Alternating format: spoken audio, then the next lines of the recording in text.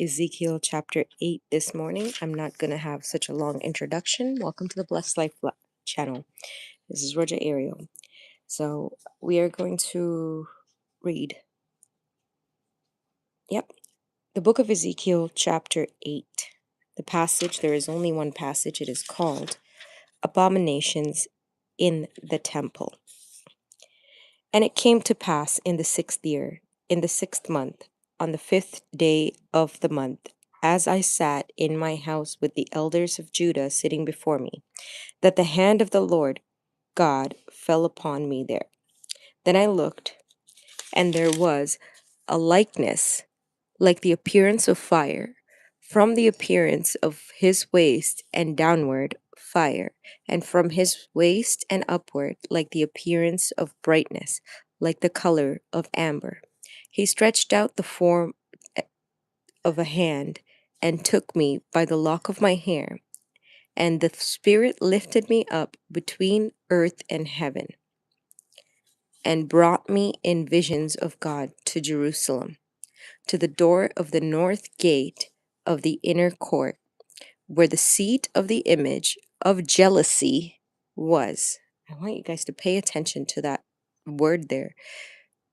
Where the seat of the image of jealousy was, which provokes to jealousy.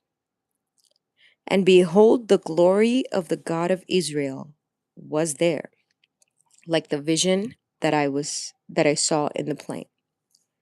Then he said to me, Son of man, lift your eyes now toward the north. So I lifted my eyes toward the north, and there, north of the altar gate, was this image of jealousy in the entrance.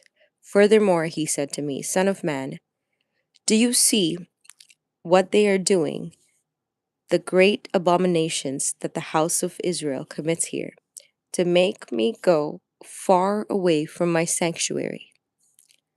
Now turn again, you will see greater abominations.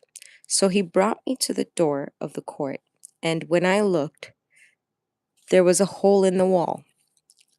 Then he said to me, Son of man, dig into the hole. And when I dug into the wall, there was a door. Furthermore,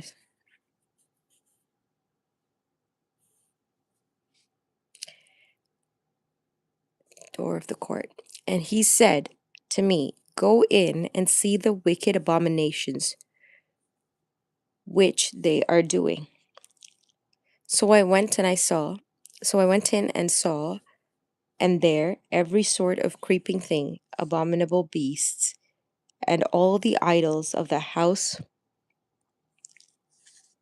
of Israel, portrayed all around on the walls. And there stood there before them 70 men of the elders of the house of Israel, and in their midst stood Jazaniah the son of Shaphan. Each man had a censer in his hand, and a thick cloud of incense went up. Then he said to me, Son of man, have you seen what the elders of the house of Israel do in the dark, every man in the room of his idols? For they said, The Lord does not see us. The Lord has forsaken the land. And he said to me, Turn again, and you will see greater abominations than they are doing.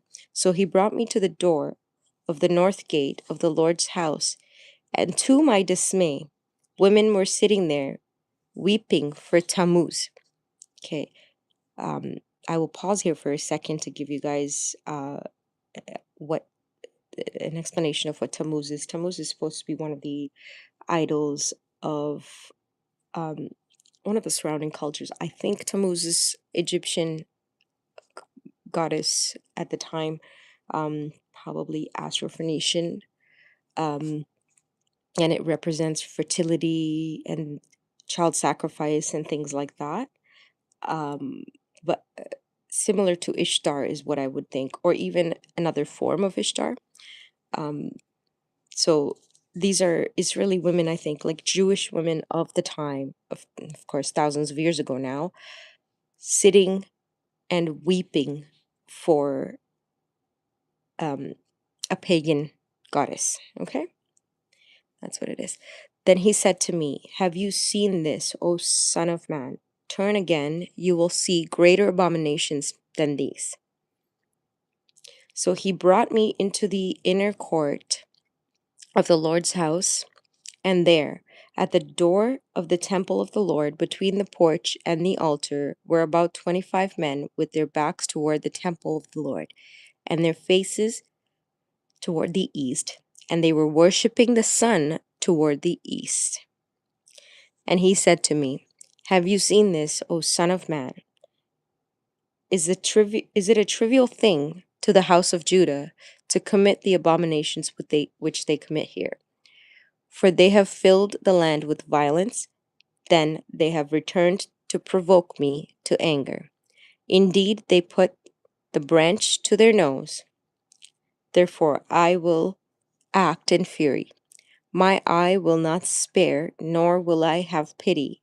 And though they cry in my ears with a loud voice, I will not hear them." So that's the entirety of chapter 8 of Ezekiel. I just want to touch further on some things that I found interesting. So this is talking earlier about the north gate. And then it's talking about jealousy in the north gate, right? And it says jealousy to provoke jealousy.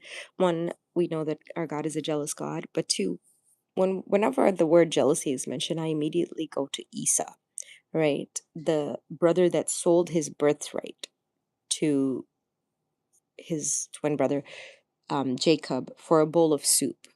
Now, in that situation, it never occurs to me that he was so hungry that to that extent that he would give up his birthright. It told me, and I'm certain anybody can vouch for this, that this individual had zero self discipline to have maybe waited for a little while to make his own soup, that immediate pleasure, immediate satisfaction was so important to him that he was willing to, in that moment of weakness, sell his entire birthright for a bowl of lentil soup. And it wasn't even like beef stew, it was lentil soup. Okay?